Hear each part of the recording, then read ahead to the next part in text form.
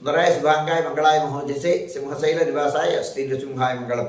శ్రీ శ్రీ శ్రీ వరాహలక్ష్మి నృసింహస్వామి వారి సన్నిధానంలో ఫాల్గుణ శుద్ధ అష్టమి ఆదివారం మృగశీర్ష నక్షత్రం మార్చి 17వ తారీఖు యథావిధిగా 4 గంటల నుంచి 4:30 గంటల వరకు సుప్రభాత సేవ.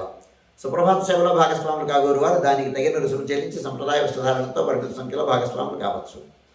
4:30 గంటల నుంచి 6:30 గంటల వరకు ప్రాతరారాధనం. ప్రాతరారాధనలో భాగస్వాములు కాగోరు వారు దానికి తగిన రుసుము చెల్లించి సంప్రదాయ వస్త్రధారణతో పరిమిత సంఖ్యలో భాగస్వాములు కావచ్చు. 4:30 గంటల నుంచి 6:30 గంటల వరకు జరిగేటువంటి ప్రాతరారాధనలో భాగంగా నిత్యవేద పారాయణం, ఉపనిషత్ పారాయణం, దివ్యప్రబంధ సేవాకాలం, అనంతరం ధూపసేవ. ధూపసేవ సమయంలో చతుర్వేద పారాయణం, శ్రీరామాయణం, భారతం, భాగవతం, విష్ణు పురాణం, క్షేత్ర మహాత్మ్యం, వరాహ పురాణం, శ్రీభాష్యం, భగవద్ విషయం మొదలైన గ్రంథాలన్నీ పారాయణ చేయడానికి ఉపక్రమిస్తారు.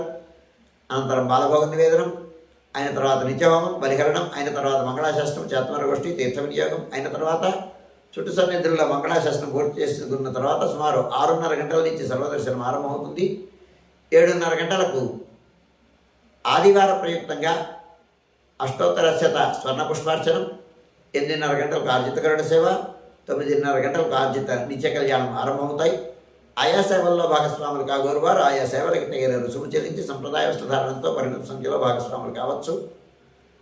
మధ్యాహ్నం 11:30 గంటల నుంచి 12 గంటల వరకు రాజభోగ నివేదనం, మహానివేదనం. ఈ సమయంలో భక్తుల యొక్క దర్శనములను నిలుపుదల చేయడం జరుగుతుంది. మధ్యాహ్నం 12 గంటల నుంచి 2:30 గంటల వరకు సర్వదర్శనం, 2:30 గంటల నుంచి 3 గంటల వరకు మధ్యాహ్న విరామం. ఈ సమయంలో భక్తుల యొక్క దర్శనములను నిలుపుదల చేయడం జరుగుతుంది. మధ్యాహ్నం 3 గంటల నుంచి రాత్రి 7 గంటల వరకు సర్వదర్శనం, రాత్రి 7 గంటల నుంచి 8:30 గంటల వరకు రాత్రి ఆరాధనం.